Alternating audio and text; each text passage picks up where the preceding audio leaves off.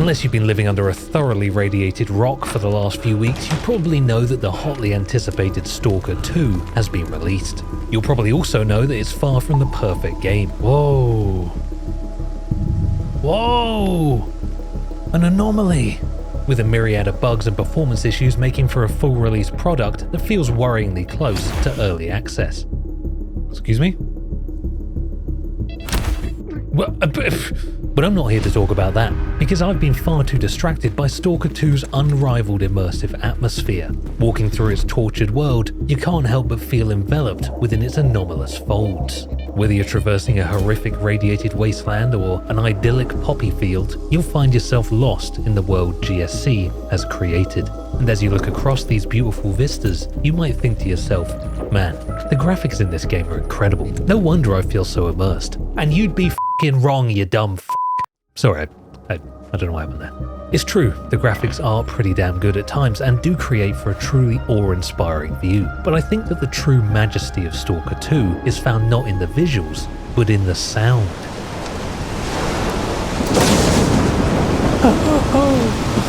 Sound design has to be one of the most underrated tools in all of media. As someone who's worked as a professional sound editor and recordist, I can tell you that in the world of TV and film, the sound guy is the least cared for, most spat on member of the crew. But a lot of people think that sound design is simply the icing on the cake. They think that sound is a tool you use to turn something good into something great. And I think that's an ill-informed opinion that I will be exploring through the medium of Stalker 2. But first, what is sound? Sound, like visuals at its core, conveys information. In video games, much like in real life, objects have both a visual presence and an audio presence. These combined give you an accurate sense of what a thing is. For example, this looks a bit like a bolt. When I drop it, it makes the noise of a metal thing hitting a hard floor. Sounds a bit like a bolt.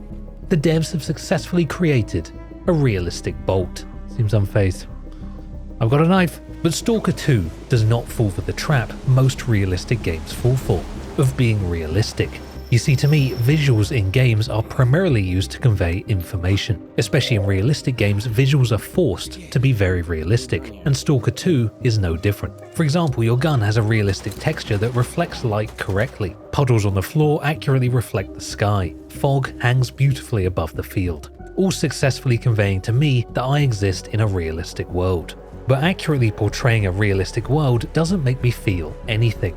And frankly, if you walk around the world of Stalker 2 with the sound turned off, you might as well be playing an Unreal Engine tech demo. You can apply the same theory to plenty of other popular games. Star Wars Battlefront 2, the original one, is a prime example. I often look back fondly on this game, but when you actually play it today, the visuals and gameplay leave a lot to be desired. You start to realize quite quickly that the true quality of this game was found in the sound design.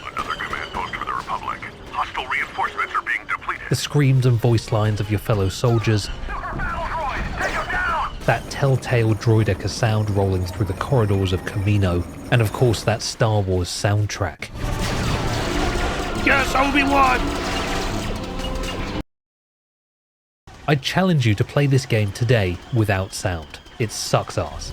For me, the power of beautifully constructed sound design allows you not to simply understand or accept the realism of the world, but to actually feel it. Sound design bridges the gap of feeling and fills in the holes the medium of video games, or any visual medium really, is unable to convey. This windstorm was the difference maker for me, and the first major storm I was actually a part of in Stalker 2.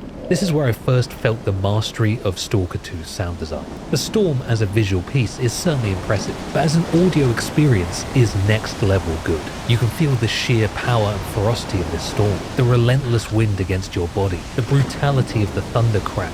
As I walked through the maelstrom, I could feel my childhood self pushing through real-life storms of the past, as I would walk across the park to my parents' house, challenging some higher power to send stronger winds because this puny storm was not enough to defeat me, and that's a true story.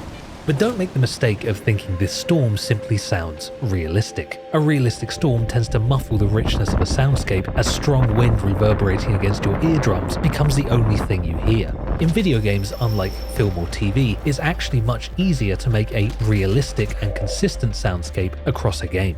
While in a movie, the sound must be constructed by hand for the entire film, video game developers have the power of programming on their side. Things that happen in-game can be assigned their own sound or selection of sounds. For example, your gunshot would sound like this. Your footsteps against concrete sound like this. Scared. Against mud, they sound like this.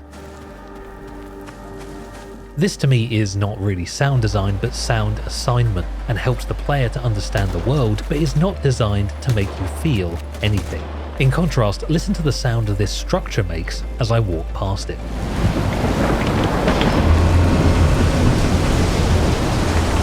No assigned sounds, as I've put it, have caused this audio event. The structure didn't actually move, nothing hit anything else. This has been specifically designed and included to make you feel something. And not just anything. All the sound design in this game is designed to make you feel a specific way. Not only is this sound design geared towards immersion, it's designed to make you feel small and insignificant amongst the vast catastrophe of the landscape you traverse.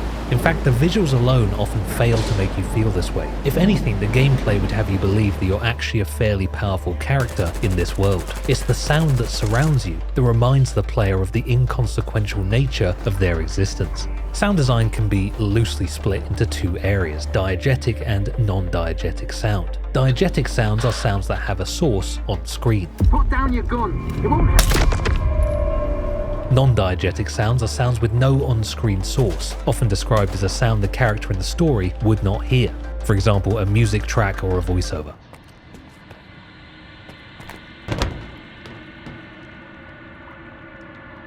The sounds I've described so far have been diegetic, but Stalker 2 has a rich, non-diegetic backbone. The soundtrack of Stalker 2 is actually not employed as overtly as many visual mediums often do. Songs are very good at making you feel something. This song,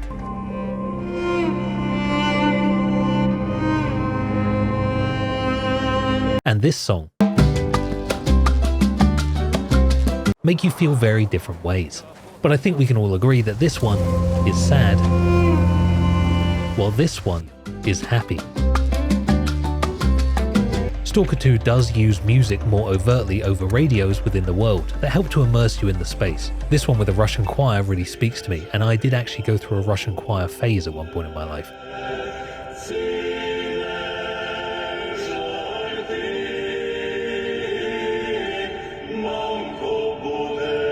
The Stalker 2's soundtrack is not exactly a collection of something you might call songs.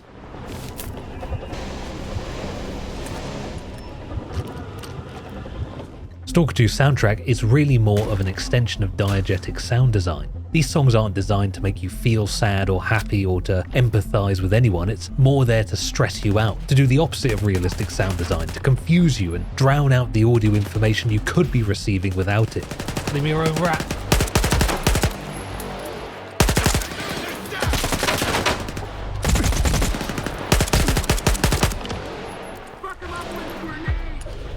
You could draw comparisons between this and Battlefield 2042's soundtrack.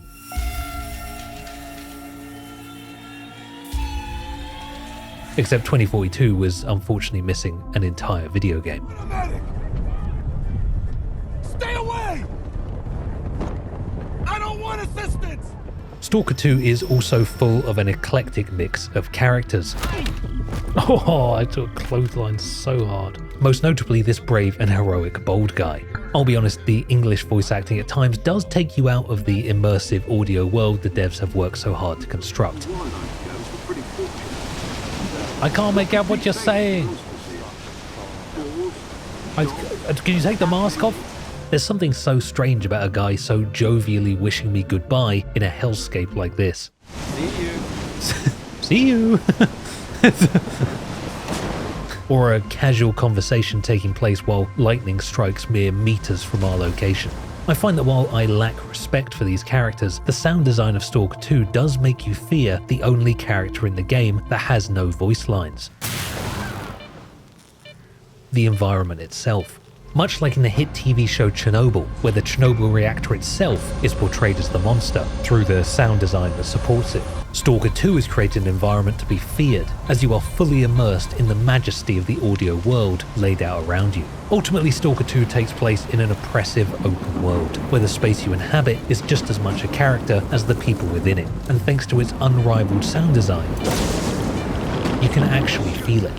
Thanks for watching. Let me know how you feel about sound design, specifically making sure to reference your love of sound recordists and the important work that they do. If you like this kind of video, here's a couple of others on screen where I talk a lot. Until next time, Stalker.